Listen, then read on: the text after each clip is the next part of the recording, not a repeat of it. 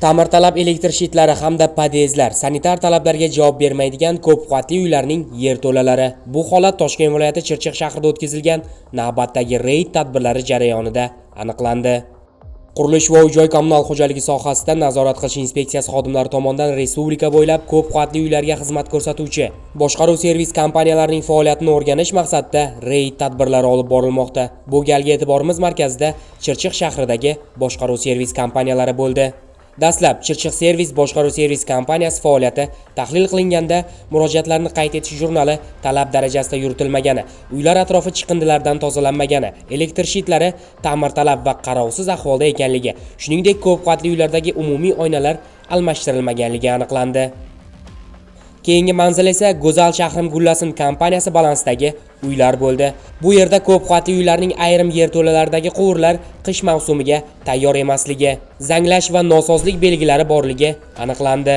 Ushbu quvurlarning ta'mirlanmasligi natijasida aholining suv ta'minoti va isitish tizimi bilan bog'liq muammolar qish faslida yuzaga kelishi turgan gap.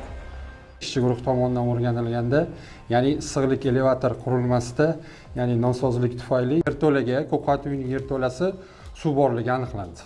Shuningdek, ishchi guruh tomonidan Xislat Omad kompaniyasi o'rganilganda, kompaniyaning qish mavsumiga tayyorgarlik ko'rmaganligi, ishchi va murojaatlarni qayd etish jurnallari talabga javob bermasligi, ko'p qavatli uylarning elektr shitlari ta'mirtalab ekani, undan tashqari ko'p qavatli uylardagi umumiy derazalar yaroqsiz holatda ekanligi ma'lum bo'ldi.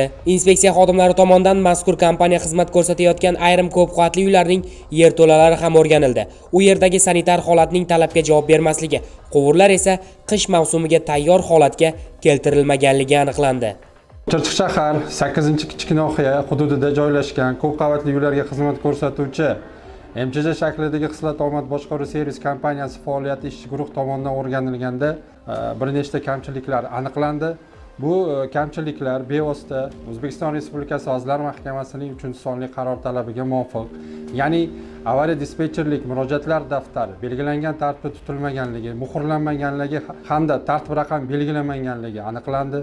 Hamda avariya dispetcherlik faoliyatini tunu kun olib borish uchun noyabr oyi reja grafik ishlab chiqilmaganligi hamda ishchi guruh tomonidan ko'p qavatli uyning, ya'ni o'sha yerto'lasi ishchi guruh tomonidan o'rganilganda yerto'la holati sanitariyalarga javob bermaganligi holati aniqlandi. Yuqorida aniqlangan kamchiliklar yuzasidan barcha boshqaruv servis kompaniyalariga bajarilishi shart bo'lgan yozma ko'rsatmalar berildi.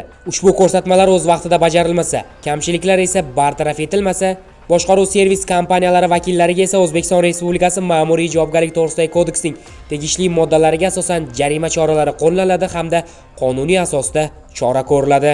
Yuqoridagi holatlarni oldini olish maqsadida Qurilish va uy-joy kommunal xo'jaligi sohasida nazorat qilish inspeksiyasi xodimlari tomonidan respublika bo'ylab bu turdagi reyd tadbirlari davom etmoqda.